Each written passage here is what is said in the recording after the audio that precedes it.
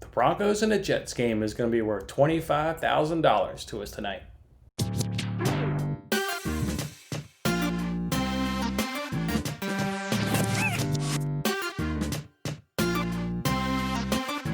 Hey, what's up, everyone? It's Jay Sabatis with Winning Bets. Thanks for jumping on in here with me in this episode. That's right, it's Thursday night football, so our friends over at Fox Bet Super 6 are giving away $25,000. We have a very exciting, awesome game it should be tonight. Woof! We got the Broncos and the Jets. Boy, I thought last week's game was going to be a dud. Boy, this one should absolutely be a dud. Two of the worst teams in the National Football League going at it. But hey, there's a chance to win $25,000. So pour it in a lot of research, and let's see if we can't get that research to hit and cash for us. You guys remember how this app goes? They give you 6 questions. All you got to do is correctly answer 6 questions and win your share of $25,000.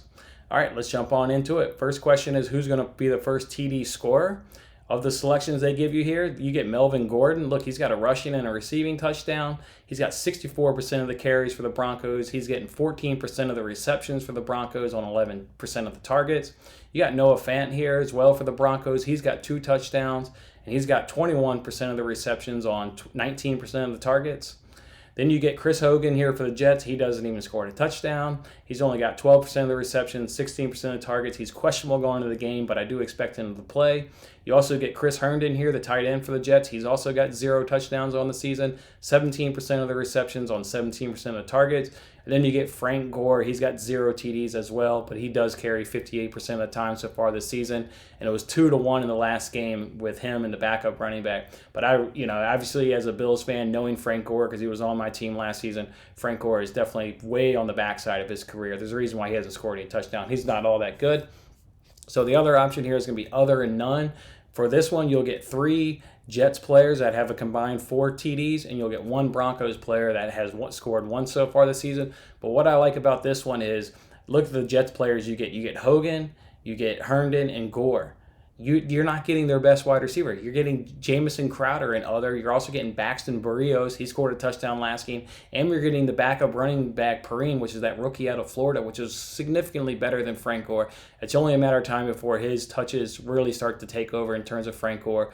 Or even when Le'Veon Bell comes back, it'll be the Bell and Perrine show. So it's only a matter of time. I really like that. And then for the Broncos, yeah, you get Melvin Gordon and you get Noah Fant here and available to select it, but you get every other Broncos wide receiver. I mean, that's incredible. And you get the backup running back. This one, you got to give me other or none. So go ahead and give me other or none to score the first touchdown in this game. Who's going to have the most receptions in the first half? You get Fant. Again, I mentioned him, 21% of the receptions on 19% of the targets. You get Judy here. He's got 20% of the receptions on 22% of the targets. Then you get Gordon again here as well, 14% of the receptions on 11% of the targets on the season. And then you get Hogan and Herndon. We already mentioned their numbers. Or you get Ty.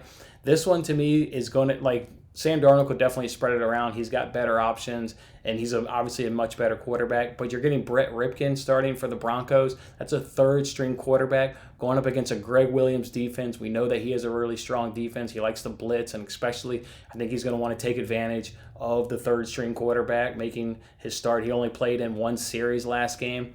So if you look at this game, it's like, okay, I'll remove Sam Darnold just because of the unpredictability. He has the ability to spread the ball around. So now I'll look at Ripken here for the Broncos.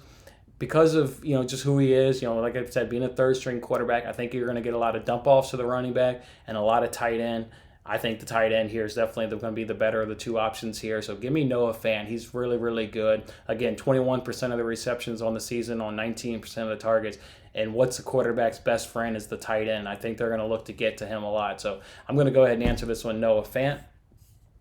How's the first TD of the third quarter going to be scored? You obviously get, both options for the Broncos, both options for the Jets.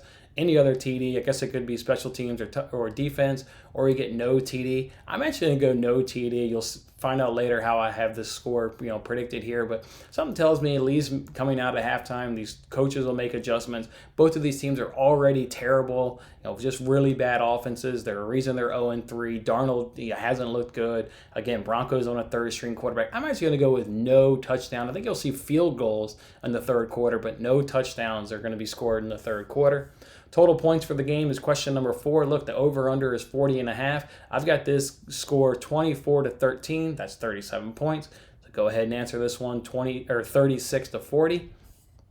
And what's going to be the last scoring play of the game? Of course, again, you get both Broncos options, both Jets options, and then any other. How I see this going with the 24-13 score, I actually think the Broncos are going to be driving late in this game against very soft coverage. By this point in the game, it'll be over.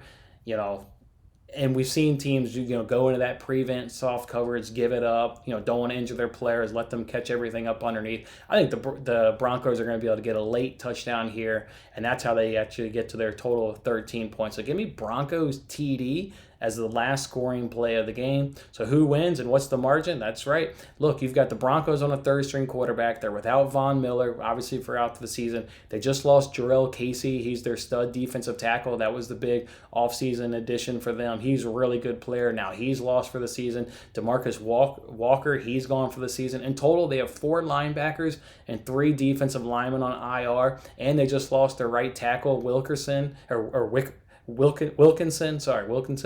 Man, that's a lot of injuries for the Broncos to overcome. I like the Jets in this game, and they're the ones who are going to win this score 24-13. So that also gets them a win margin of 10-14. So that's how I see this on the Fox Bet Super 6 app for a chance to win $25,000.